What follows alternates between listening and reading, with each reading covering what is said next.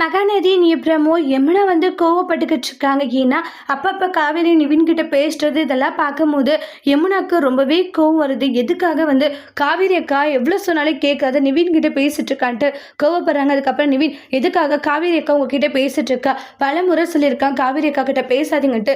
யமுனா உனக்கு என்னாச்சு, எல்லாத்துலேயும் உனக்கு சந்தேகம் மட்டும்தானான்றாங்க. இப்படி சந்தேகப்படாதுன்ட்டு பல முறை நான் சொல்லியிருக்கேன், ஆனால் கொஞ்சம் கூட அதை காதலே வாங்கிக்காது, நீ ஏன் இப்படி நடந்துக்கிறேன்றாங்க.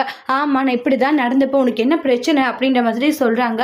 இங்கே பார் காவேரி எனக்கு ஒரு ஃப்ரெண்டு தான், சரியா, கஷ்டத்தை துணி இருக்கணும்னு நினைக்கிறேன், ஆனால் நீ ஏன் இப்படி நடந்துக்கிறேன்றாங்க. நான் அப்படி தான் இருப்பேன்றாங்க. இங்கே பார் நீ காவேரி அக்கா கூட பேசக்கூடாது செய்யக்கூடாதுன்றாங்க. நீ என்ன சொன்னாலும் நான் செய்யாத இருப்பேன்னு நினச்சியா, நான் கண்டிப்பாக காவேரி கூட பேசுவேன் எல்லாம் பண்ணுவேன், உனக்கு என்ன வந்துச்சு. அதுக்கப்புறம் நான் காவேரி அக்காவை நான் என்ன பண்ணுவேன்னு தெரியாதுன்றாங்க.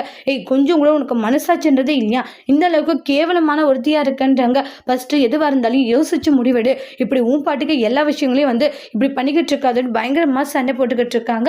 அதுக்கப்புறமா பார்த்தீங்கன்னா இந்த இடத்துல இனிமேல் பேசக்கூடாது கண்டிச்சு அமைச்சிடுறாங்க.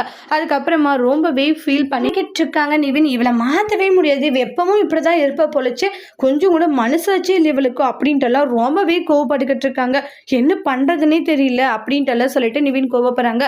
இனிமேலும் நிவின் மாறலைன்னா காவேரி அக்கா கிட்ட டைரெக்டாக பேச வேண்டியதான்ட்டு யமுனா வில்லத்தனமாக யோசிச்சுட்டு இருக்காங்க. இங்கே நிவின் ரொம்ப கவலையாக இருக்காங்க. அதோட இந்த பிரமோவை முடிச்சிருக்காங்க. தேங்க்யூ.